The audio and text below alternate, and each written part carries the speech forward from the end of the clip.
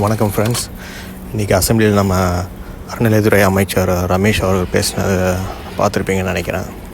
மாற்றம்னா என்ன அப்படின்னு கேட்குறவங்களுக்கு இப்போது அதுக்கு எக்ஸாம்பிள் நான் காட்டுவேன்.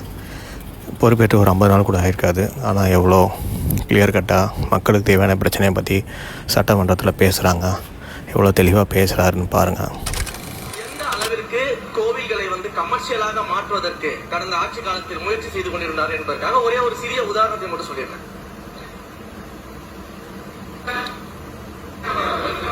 அருள்மிகு குன்னூரில் இருக்கக்கூடிய அருள்மிகு விநாயகர் திருக்கோயில், ஏறத்தாழ அந்த கோயில்கள்ல இருந்து கோயில் நிதியை பயன்படுத்தி 10 கோடி ரூபாய் மதிப்பில ஒரு மல்டி லெவல் கார் பார்க்கிங் வசதியை அந்த கோயிலுக்கு ஏற்படுத்துவதற்கான திட்டத்தை இந்த அரசு அனுமதித்திருக்கிறது.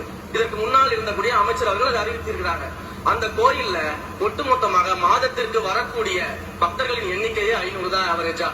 அதே போல அந்த கோயில்களுக்கு அடிப்படையில கழிப்பறை வசதி கூட கிடையாது.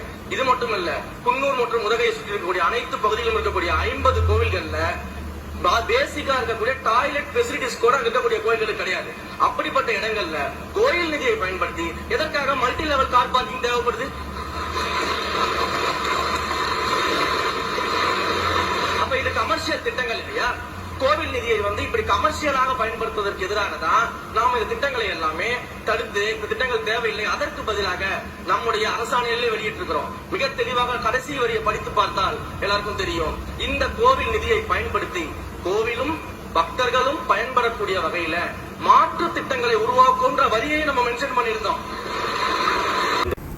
எஸ் ஃப்ரெண்ட்ஸ், இப்போ கேட்டுருப்பீங்க. நம்ம ரமேஷ் அவ்வளோ தெளிவாக பேசினார், மக்கள் பிரச்சனையை எடுத்து பேசுகிறாரு.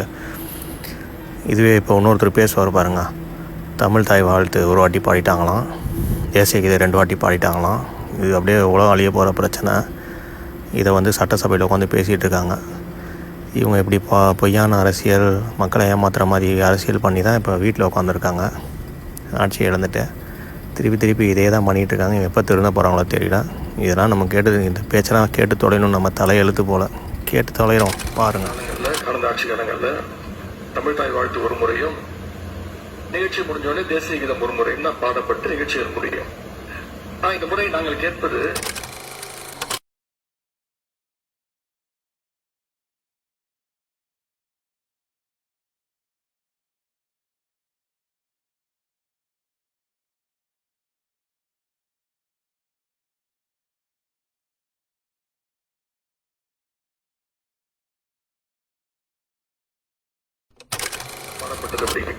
மட்டும்தான் எங்களுடைய கேள்வி.